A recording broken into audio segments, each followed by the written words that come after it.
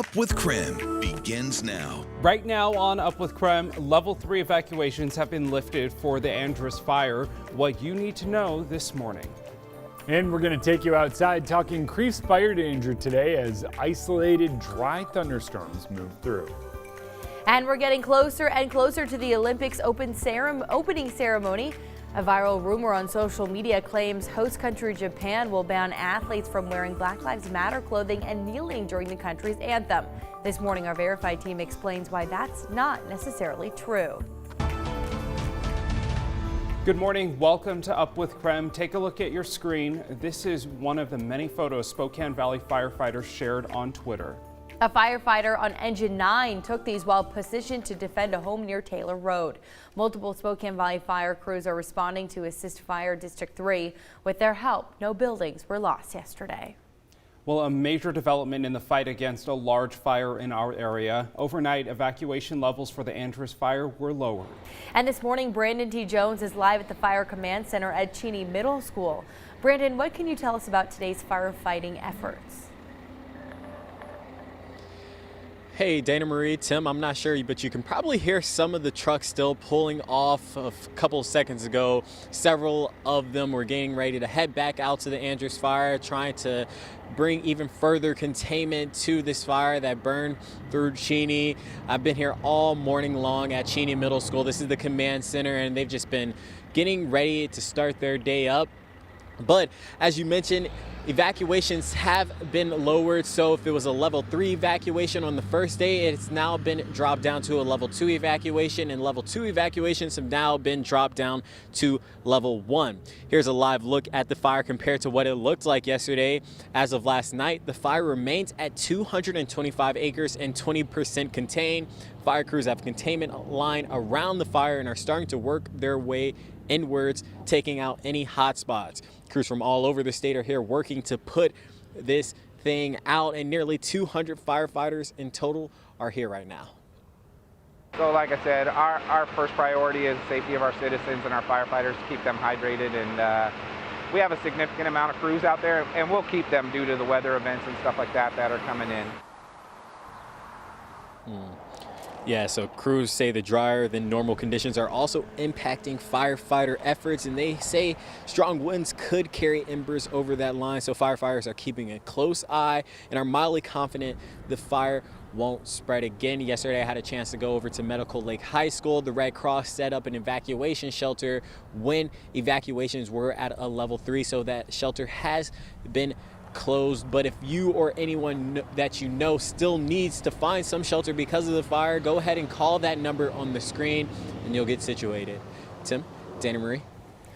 Well, in Stevens County, all evacuation orders are lifted in the area of Jepson Road after a 20 to 30 acre fire threatened homes. It's being called the Wildfire. Washington DNR crews stayed overnight at the fire to make sure there are no flare-ups.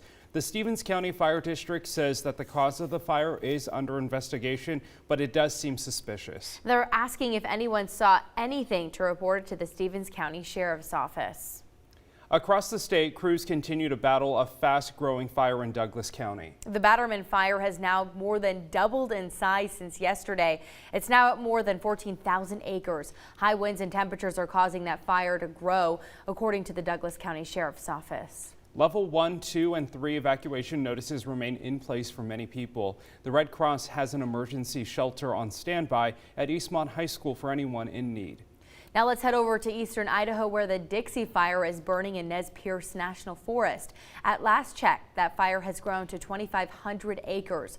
It was first detected yesterday afternoon, and fire managers believe it was started by lightning. Now, if you'd like more information about the wildfires burning across Washington and Idaho, just text the word FIRE to 509-448-2000. We'll send a link directly to your phone.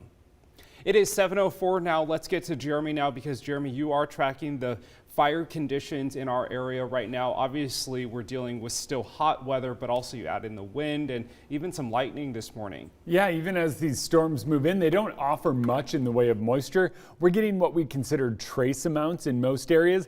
Locally, you might get a bit more, but what we are seeing is that increased fire threat as those storms move through. Right now, temps hanging out near 70 degrees, but notice the dew point. and our relative humidity. It's really low considering that there are storms in the area, so most of those wind up being dry.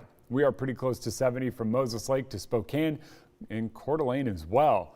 But look at Sandpoint, 61, and over in Wenatchee, it's up to 73 degrees. By this afternoon, temps climb into the mid-90s. We're looking at about 94 here in Spokane. Once all of these clouds clear out this morning, it is going to be a warm one, and that is going to be sunny as well. But we are starting to see some redevelopment. We knew this would start to happen here. We got that round moving through a little earlier, but now we're starting to see some of these cells drop a little more in terms of even hail in Davenport we have reports of, and now lightning moving off to the east of Davenport along with some of those storm cells. But notice none of those storm cells really offer much in the way of moisture. However, it does look like some of these are now starting to target Spokane. Might see a couple sprinkles, might see even a little bit of thunder as we move through the day, because these storms are expected to be pretty widespread here in the next hour or so, but still not offering much in the way of moisture. But what we will get is wind picking up once they move through. So you have the threat of fires starting with dry lightning and then spreading with wind as we head into the afternoon as conditions remain unseasonably dry. Yesterday, Washington Governor Jay Inslee declared a statewide state of emergency due to the growing risk of wildfires. Yeah, that's right. Inslee also announced a statewide prohibition on outdoor and agricultural burning through September 30th. Now, in this statement, Inslee said in part, Washington is facing a historic drought and we have already experienced record-breaking heat, and we must be vigilant in our efforts to prevent wildfires and the loss of life and destruction of land and property that comes with them. Governor Inslee was also supposed to visit Spokane today. However, last night he postponed his trip. There's no word on when he'll make it over the mountains to see us. It's time for your morning rush now. More news in less time. Check out this body camera footage released by Spokane police last night. Driver, both hands out. Well, it shows a moment the suspect, wanted for stealing a car in Kootenai County, lit a gas can on fire and tossed it into a police officer. Luckily, no one was injured. After a quick foot pursuit, the officer was able to catch the suspect, identified as 30-year-old Saul Durkee. It's been charged with the possession of stolen motor vehicle, first-degree assault, and first-degree arson. The attorney for Lori Vallow, the Idaho woman accused of killing her own children, filed a new motion to move her trial. The motion claims that a fair and impartial jury can't be found in eastern Idaho. Vallow's trial is in Idaho. It's paused for 90 days after she was deemed unfit to stand trial. Just last week, police in Arizona released new evidence charging Vallow in the death of her fourth husband, Charles Vallow. Spokane County Sheriff's Office says a man admitted to smashing more than a dozen windows at the Spokane Valley Planned Parenthood. Over the weekend, here are some pictures of that damage. Take a look. Deputies arrested Joshua Ballas for first-degree malicious mischief. Investigators say a neighbor called in Saturday afternoon. They reported a man was throwing rocks at the health center on East Main Avenue. When they arrived, they say the suspect admitted to breaking the windows and was, quote, glad he did. A spokesperson for Planned Parenthood estimated the damage to cost anywhere between $25,000 to $45,000. The suspect's bail was set at $2,500. And we all appreciate the beauty of Lake Coeur d'Alene, and so do many celebrities.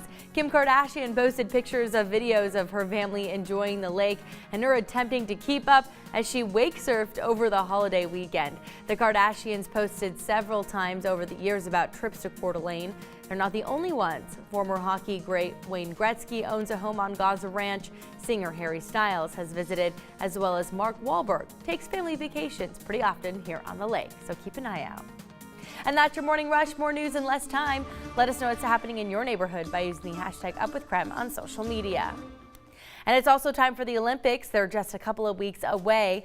You might see some familiar faces from WSU and Gonzaga. Who's going to be there this fall? I'll tell you all about them coming up.